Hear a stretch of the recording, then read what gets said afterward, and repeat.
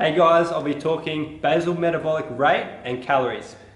In this video, I'll be talking tracking food versus portion control and also comparing yourself to others within the health and fitness program in relation to food and exercise.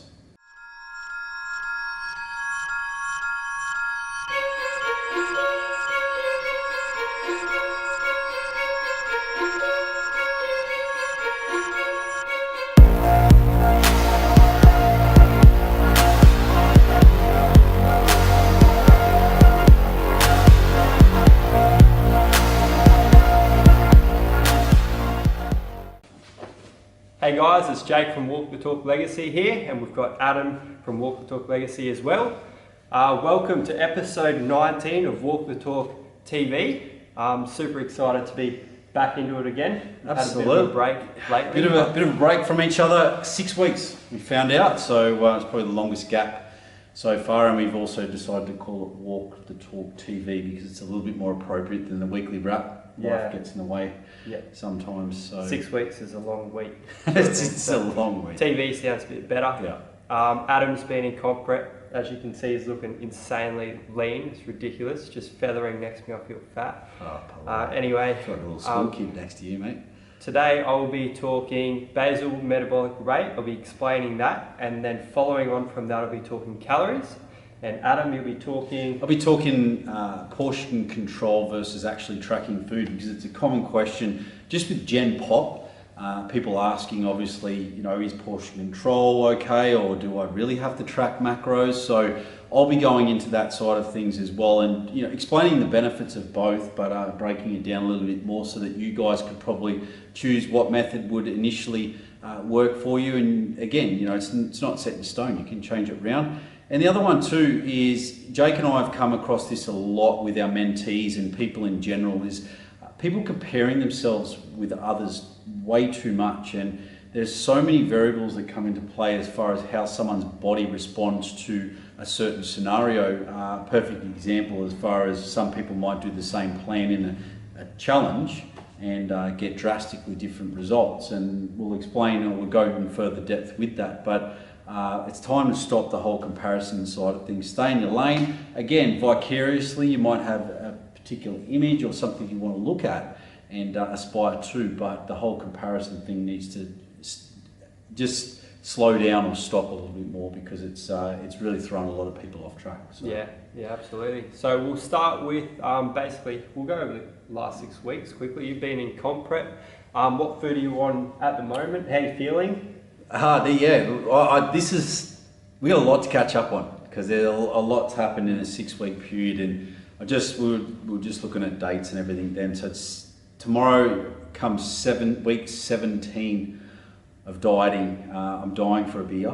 I'd really like a beer, burger and chips and pizza. I've got some pretty cool combos of things that I think about that I would really like after the show, but when you can actually have it, I think the novelty wears off very quickly. Jake can definitely vouch for that one. But food's low for me. Like, people will be going, why are you feeling so flat and tired? And this is a thing. Like, same thing with when I said comparing yourself against others, is that I had a really, really long off season or improvement season in a very high calorie surplus. My calories were up around, I think, nearly 5,500 to 6,000 calories at one stage, which put me in a great position for when I wanted to start dieting. And at the moment, I think it's just tipping around that 2,800, 3,000 calories. So the good thing is that I've got a lot of room to move still. I've got a lot of tools to use in the tool belt, and I think it's about 315 carbs, 65 fat, and 270 protein, 17 weeks into dieting. And I'm gonna admit to it, I've done my second walk for the whole 17 weeks, and it's a half-hour walk this week. It actually throttled me. I was at LISS, or low intensity steady state, so it's making sure it's not putting too much stress on my central nervous system, and it's just helping me burn a lot more calories, because Jake, hands down, knows exactly what I'm talking about here, is that your daily movement slows down dramatically, where even blinking is slow. So as far as that, like food's still high. I'm in a really good position still. Following up on Jake's question as well, how do I feel? Oh, okay, there's 3 levels that happens through prep. There's good shit, and really shit. And I think I've been through the first 2, and I've just 90% of the time I feel like really average, very, and that's being very nice. Yeah. As far as actually trying to describe to you more than G-rated would not be appropriate. So yeah, it's very tough, it's very challenging, but I'm really enjoying the process, what I'm learning both physically and mentally. And I think the biggest thing that I take from this whole scenario, even the last 6 weeks as well, is that how you feel as to how you perform are worlds apart. Mm-hmm. And we've talked about this on several episodes throughout the weekly wraps as well, guys, is that mental side of things plays a huge role in relation to your ability to progress in your health and fitness program. Yeah. And I've honestly been at the stage where there's a tiny little incline pathway and I'm looking at it trying to figure out how am I going to get my legs up it. It's that you may look decent, but the energy and health, how you feel as a whole is a whole different story. But performance-wise on the gym floor has been pretty much the same. I've been keeping the poundages there. It's tough. I think since starting from the 26, it's around 10 kilos down. So a lot of it internal. People are like, oh my God, how did you get 10 kilos off you? Because I was still reasonably lean then. But obviously a lot of visceral internal fat as well. But yeah, but apart from that, I'm sort of at the back third now, ready to roll. I'm either going to compete earlier than I expected, or again, I'm sort of just keeping that as a silent little stealth bomber if I do. And I'm just enjoying the process as much as I can. Yeah. And sort of playing things by ear and not putting too much pressure on myself. So yeah, I double thumbs up if I could get the energy to do so. Yeah, I'll do it for it. It's all great. But what about yourself, buddy? That's awesome. I just put it in perspective. So your food has dropped by half. Like that's crazy. It sounds like you're on high food, but try and drop your food where you're at now by half. It's a huge drop because to other people they might go, "Whoa, that's a lot of food," but it's really not. If you from 6,000. Well, that's nearly double what some people are eating already, and they're not even in dieting. So. And that goes on to your next topic, comparing yourself to others. You just can't do it. Yeah. So yeah. I've been pretty great. I had surgery 2 Thursdays ago, just on my chest. So they just cut out a big lump of fat. It was about that big, just from my chest. So they went under the nipple there. So I've got to give that a few weeks off before I can train properly. Is that hormonal? Or is some of that hormonal? Yeah. So, and I noticed it post-com, which a lot of hormonal changes would have happened. Yep. So obviously going on low fats and low calories will change things up, and then put on a lot of weight really quick and change things again. Yep. And then that's when I noticed it. Yep. So, and then from there it's just got bigger and bigger. Yep. So it's just an aesthetics thing that I got it cut out, nothing serious. And recovery shouldn't be too bad.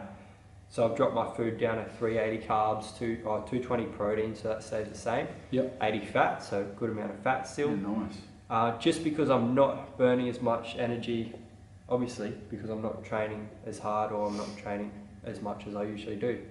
So I've just been trying to do a bit of leg extensions, curls and calves during that time to keep me sane, and just experiencing what it's like not to train, which is actually pretty crazy. So the big difference is I usually train in the morning, feel phenomenal throughout the day and just on a high, and now it's like a sluggish day and I feel like I don't wake up because I haven't had that good endorphin release and use a ton of energy in the morning.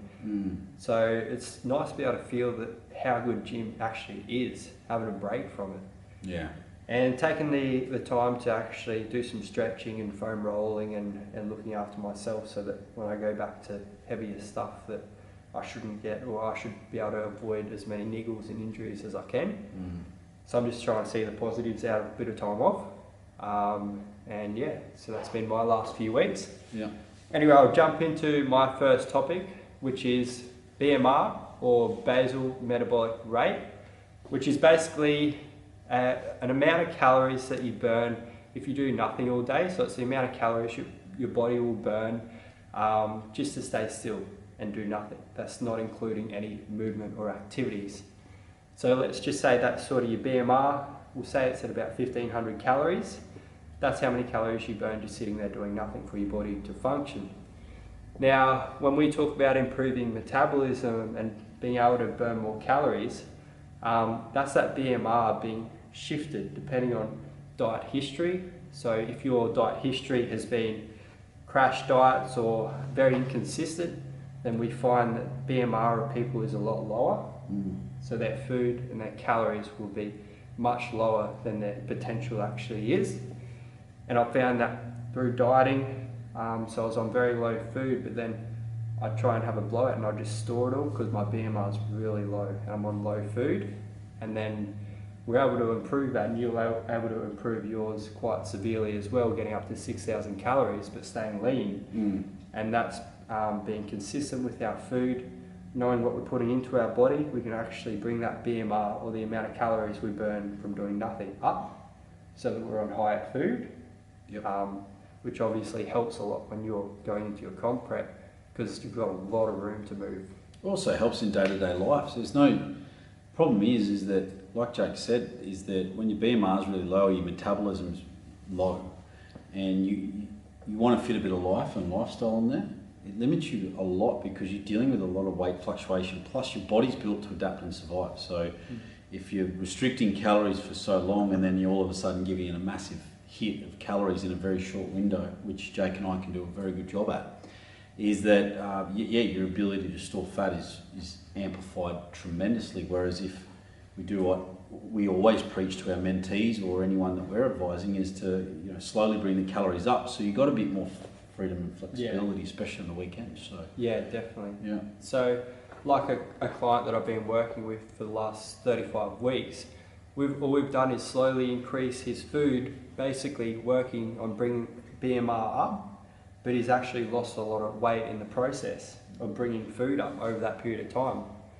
And quality muscle, lots of quality muscle as well. So he went into a show on Sunday with his food being the highest it's ever been, but the whole experience being able to lose a ton of weight and put on lean muscle as well, which has basically been working on getting his BMR higher and higher through that period of time. I got another case study as far as that. I had a lady who got sent to me actually through another personal trainer, and basically she was eating next to nothing but over exercising, which that's probably a huge scenario that we get dealt with all the time, with all this exercise and very little food going in. So what did I do? I advised her to slowly cut back. Actually, she was injured at the time, so I had to sort of halve her training anyway. Yeah. It worked out well, but I slowly crept her calories up. And through, I think it was a 12 to 14 week period, I'd increased her calories by 600 calories. So she was on around 1800 calories, and she dropped 9 kilos. Yeah, wow. That's awesome. So that's a perfect example there of like what Jake was saying with the BMR. A slow BMR, I like to refer to it like a scooter sitting at the traffic lights. A fully functional BMR, or basal metabolic rate at full capacities, like that supercharged V8. Yeah. So it's very easy. Oh, if anyone who knows cars, yeah, but it's not hard to understand that one's burning a lot more petrol than the other, and a good functioning healthy metabolism and BMR, you burn calories all the time. It's easy to keep the weight off. Yeah, exactly. Yeah. So we'll go into your first topic now. So tracking food versus portion sizes. This is a very controversial topic all round. Everyone's got their opinion. Guys, look, this isn't like our way or the highway. We're just sort of speaking from experience and what we see as an overall trend, and like portion control. And I've been seeing a lot of this lately. You shouldn't have to track calories and do your portion control and everything will be great and blah, blah, blah, which I agree with definitely. And I also agree with tracking food. They've both got their purpose. And if you're leading a very unhealthy lifestyle and overeating, and you know you are, and you're wanting to make that sort of next step as far as changes are concerned, it won't matter. I mean, yeah, getting in routine with training is one thing, and it's so important too. But if you're not willing to fix your food, it's going to be 2 steps forward, 2 steps back, or 2 steps forward, 1 7/8 back. Your progress is going to be very difficult regardless.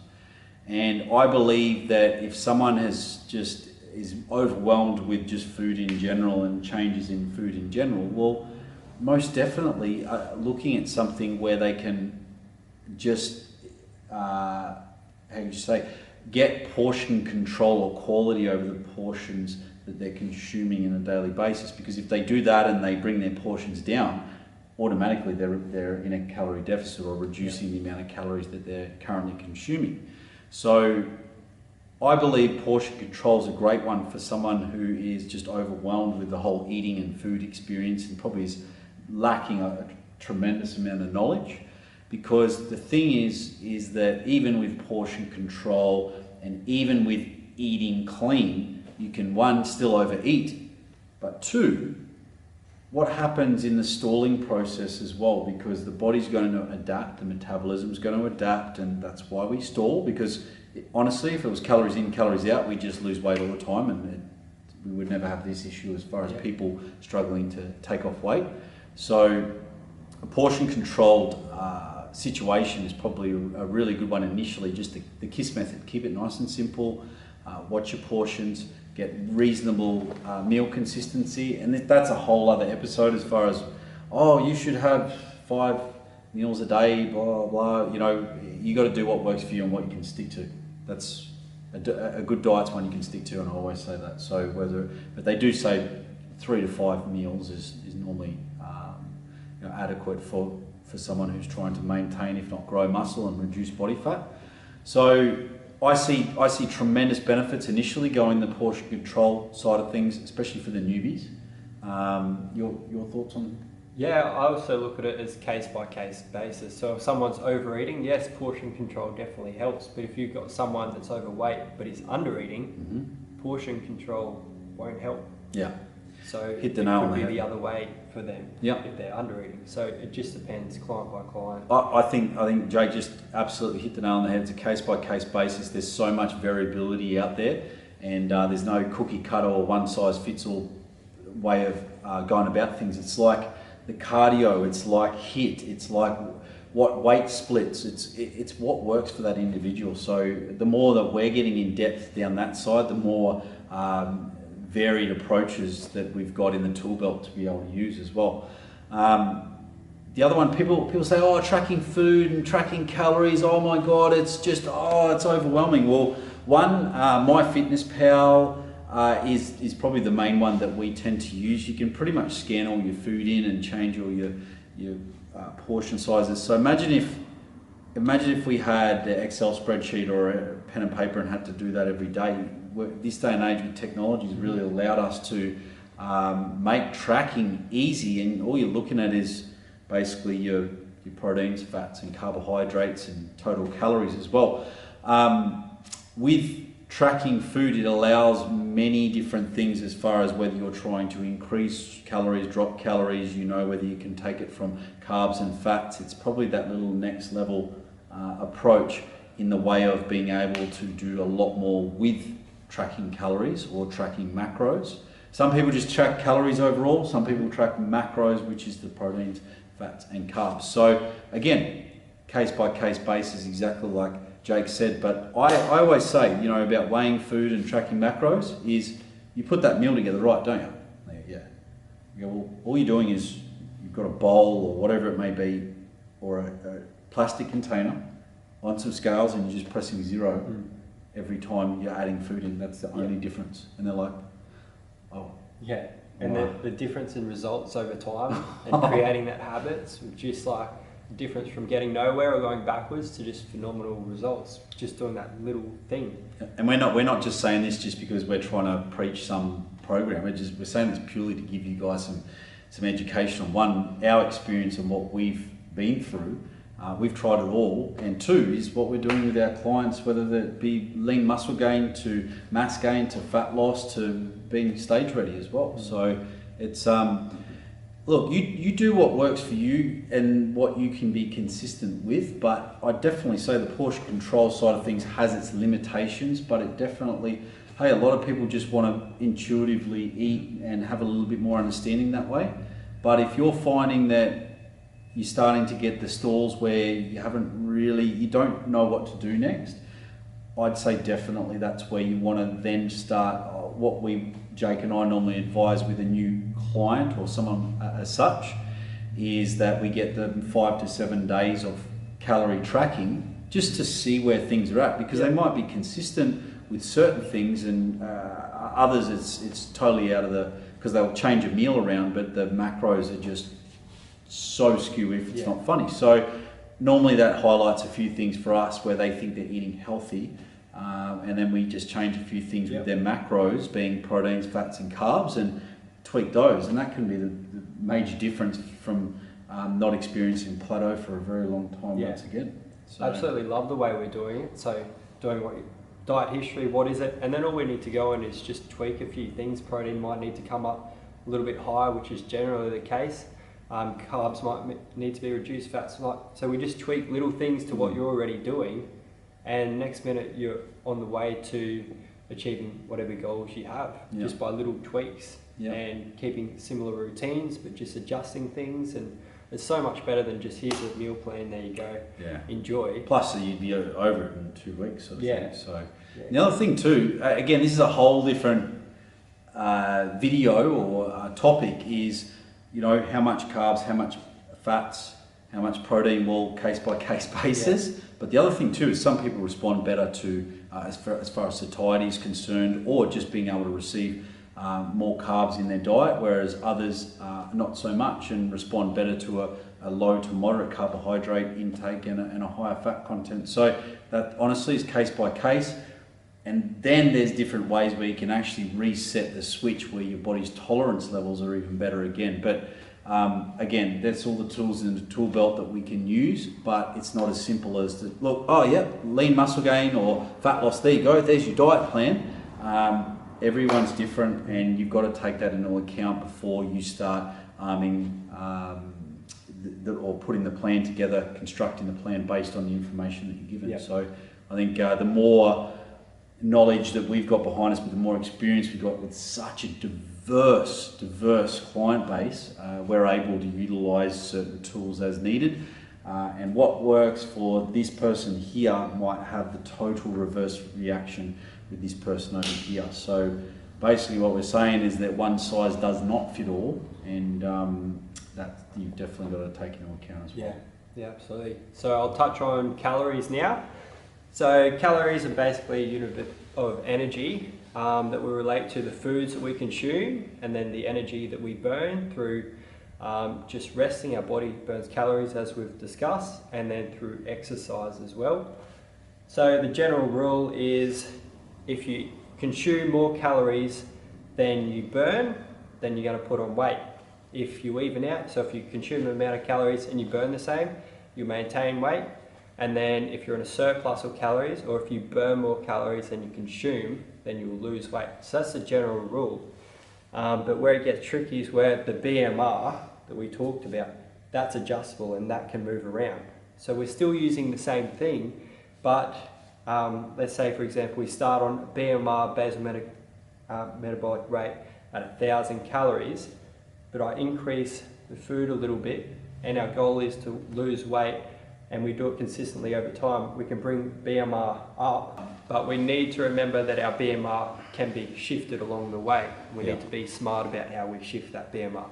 I think that's the biggest thing, is if you go by the book, and a lot of people, Jake and I have had this conversation on a few occasions, if you go by the calorie counter, or you punch your age, your number, and the Harris-Benedict formula, or whatever it is to calculate your BMR, well that's the general norm of if someone was in a normal environment. I mean, again, there's many variables that come into it, but again, there's everyone's lifestyles and eating habits and diet history and training is so vastly different. So exactly as Jake said, it's just finding out where that person's metabolism's at and taking into account all their diet history and what they're doing to find out obviously what they want to do with their goals and how to tweak things. So. Yeah, exactly. So that's calories pretty much summed up with BMR and then how calories work. And then just quickly touching on macros, well, why do we count macros if all we need to know is calories?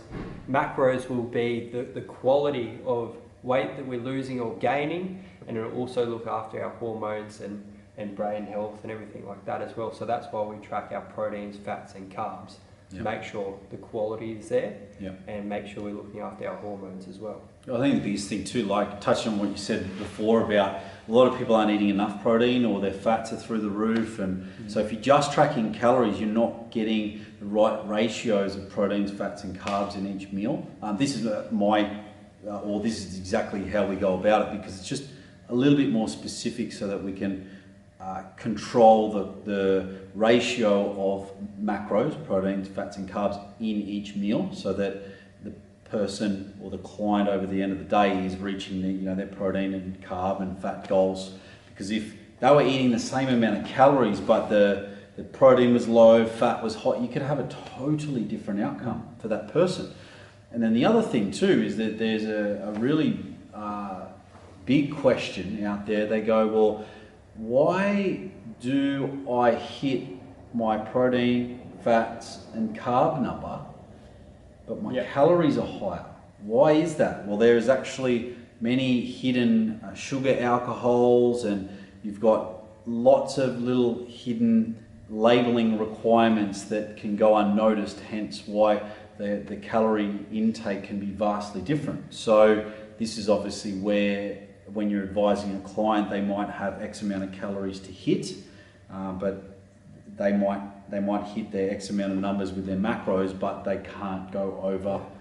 So it might mean that they have to bring their fats or their carbohydrates a little bit lower to meet that calorie requirement. But again, that's a whole other subject. Yeah, whole other topic. I've been hit up with every question you went over this week. Yeah. And because I've capped a client's calories and given them macro targets, and then I got a question, why is my calories over? And then I went and explained what you've just done there. So that's another topic to go over. Yeah. We'll go into our final topic, which was yours, and that was comparing ourselves to others. Yeah, comparing yourself to others within the health and fitness program. Again, it's like, I've used this analogy many times. It's like you've just graduated from IT school and registered your business and wondering why you're not as big as Google yet. It's incomparable. You can't compare yourself with someone who's been training for 5, 6, 10, 12 years and wondering why after 6 months you're not looking like such and such. So one, you've got to take into account that. 2, dieting history, stress or lifestyle factors. There's so many things that you've got to take into account as far as why your body is responding the way it is to the particular program that you've got.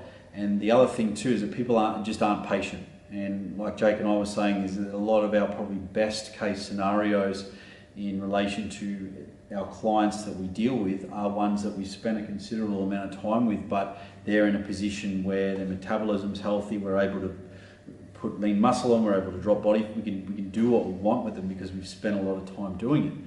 And people fail to realise actions and expectations to achieve the optimal results that they need. It's going to take more than a 6 or an 8 week period to be able to do it.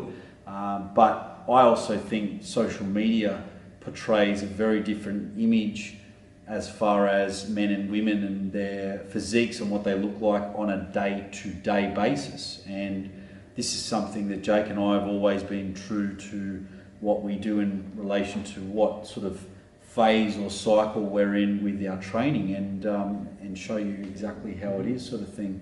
Whereas you've got to also understand when, especially women, women are very bad, not everyone, but definitely the majority, on comparing themselves with these physiques that they see on social media. And I know for a fact, and I've called it out on several occasions, is they're putting pics up there where they were close to comp or a photo shoot or whatever it may be, especially when they're in a bad state of mind or situation, or they've actually had massive blowouts, you'll actually find that they will put more of those images up for when they were actually in shape.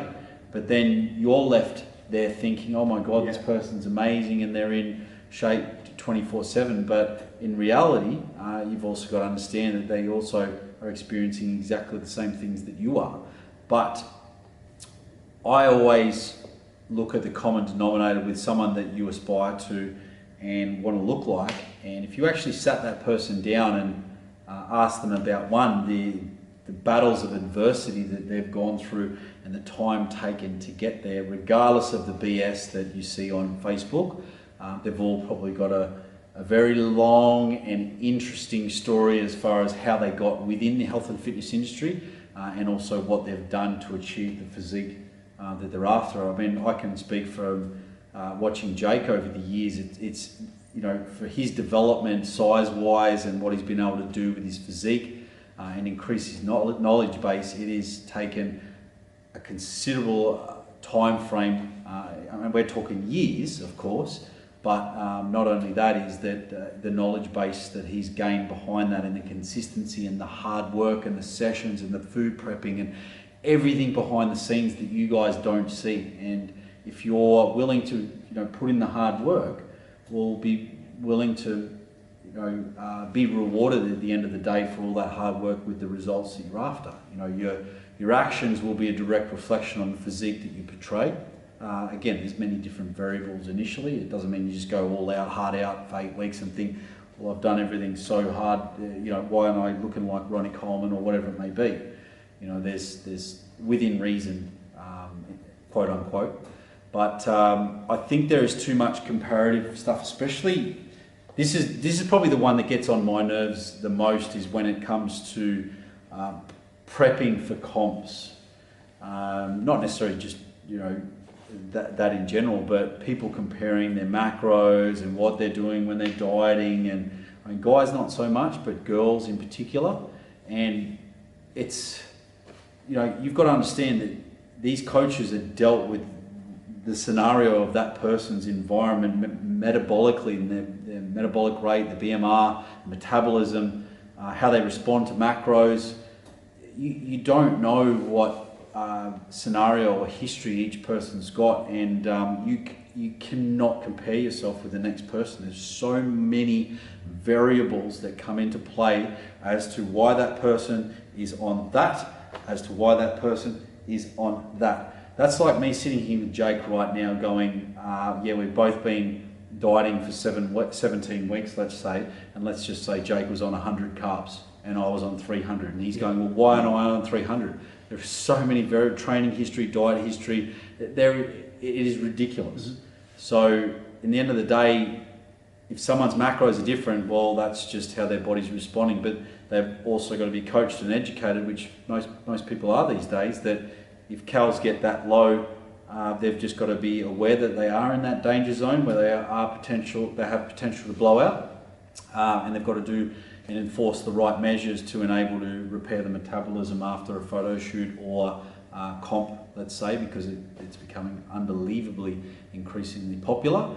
So it's the same thing. It's a case by case basis, and there's so many variables that come into it, and you just got to stay in your lane. You got to work on performance and improvement, and make sure that with your measurements or the way you're tracking progress, week by week, you're putting one foot in front of the other, and you get the job done. Yeah, so, absolutely. You got anything to? No, I think you've said everything. That's awesome. Yeah.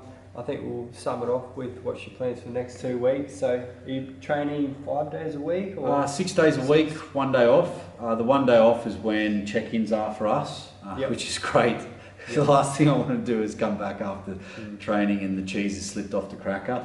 A few of my clients, my hands-on ones, just laugh because the light's on, but there's no one home. But I like work-wise and everything, I've been very fortunate to be able to prioritise with prep, making sure that nothing gets in the way of that. And I've been pretty flexible with work. But I think next 2 weeks, my plan is to survive.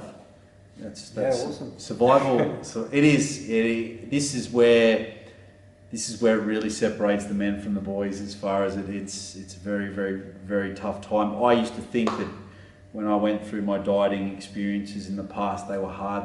It's got nothing on this. And the good thing is, though, is that all of this pain and torture, self-inflicted, is such a great learning experience, from the psychology behind it to body composition.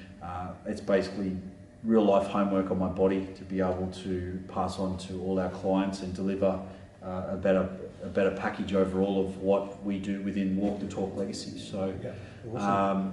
Bring it on.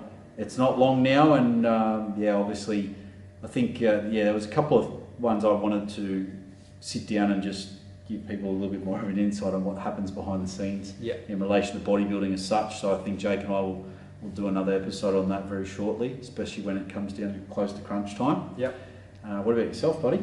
We're just not training yet, or properly again, until Thursday. I have a meeting with the surgeon, so hopefully I've got the go ahead to get back into it. But just making sure I nail my nutrition, that's priority at the moment. Don't want to let anything slip while I'm having a bit of a break, and just back into uni tomorrow. So I think the biggest thing that Jake and I, and that's why Jake's pretty cruisy about, even though it does mess with their heads, definitely, is that every time we've been injured or there's been a setback, it's like a slingshot. Every time you get back in, your level of appreciation, your motivation, everything, whether it be even me through prep when I was doing barbell lunges one time and tweaked my leg, I've always come back better for it. And I think it really gives perspective as far as what we do and how much we enjoy the process and the journey, but it helps us gain knowledge in other areas we wouldn't have, and training techniques and variety to be able to work around the injury and come back better for it. So. All we can do is, especially when you're forced to have a bit of time off, is just make the most of it, take the positive things out of it, bit of rest, recovery, and definitely got the most fuel I've had for a very long time to get back into it. I'm just itching, I can't wait. So that sort of concretes that I'm taking the right path and journey. So I can't wait. I think the other thing too, just touching on that quickly, and it's a whole different video again, but stress, because the amount of people I've seen dead set fall apart because they've had an injury or whatever it is, and I basically say to them, again, it's easier said than done, but what is stressing about it going to do to change the situation?